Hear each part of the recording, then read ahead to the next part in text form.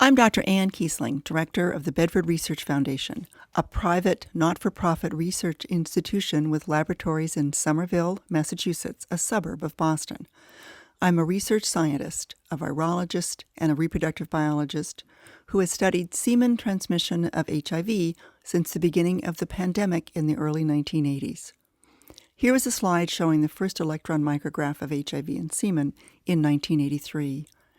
By the late 1980s, it had become clear that because of the intense research efforts to develop HIV medicines, HIV-infected persons were not going to die of AIDS, and since many were young adults, they were going to need assistance with family planning to avoid transmitting the infection to the baby.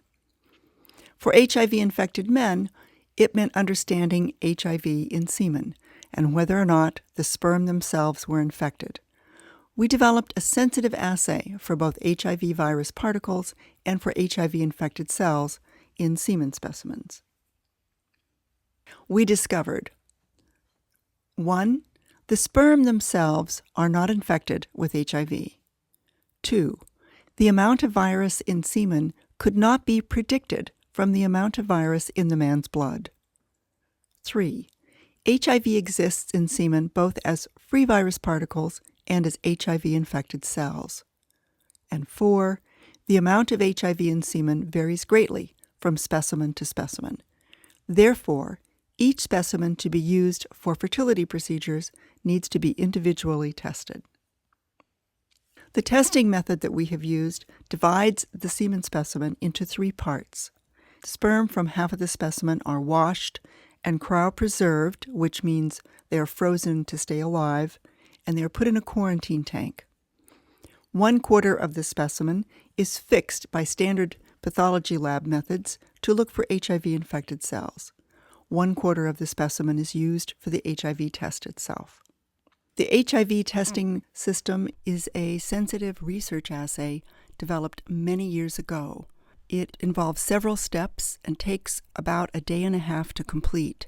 It's quite sensitive, and it ends up that we can detect 20 copies of viral RNA and or 1 infected cell in each specimen.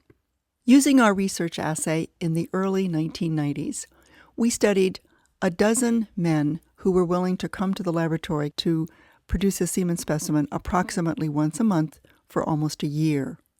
And this slide indicates the results of testing semen specimens almost on a monthly basis.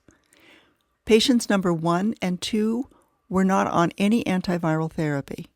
Patients 3 and 4 were beginning their antiviral therapy. And patients 5 through 12 were on stable antiviral therapy and had had a very low or undetectable burden of virus in blood for at least a year. Depicted on this slide are black dots if that specimen tested positive for HIV, either free virus or infected cells. The U indicates that the specimen that month had an undetectable burden of virus. As you can see from the figure, it was not possible to predict from 1 month to the next month which specimen would test positive.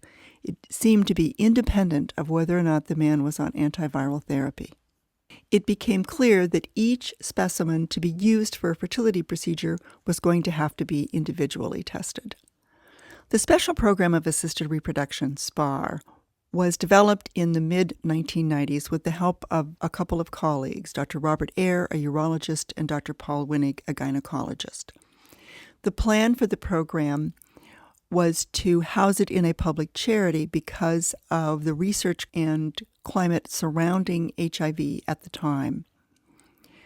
The first baby was born from this program in 1998, and a full story of the development of the program can be heard as a chapter in The Fertility Race, a Minnesota public radio production by reporter Stephen Smith. The goal of the program was to develop the methods to hopefully eliminate the transmission of HIV from an HIV-infected man to his uninfected partner and to their child. The hope for the program was that being HIV-infected would be regarded as another form of male factor infertility, and couples could receive care close to their homes and not have to travel long distances. And the plan for the program was to use the sensitive research assays that had been developed to understand HIV in semen to simply eliminate the use of specimens that were positive for virus, therefore ensuring that the sperm had not been exposed to the virus.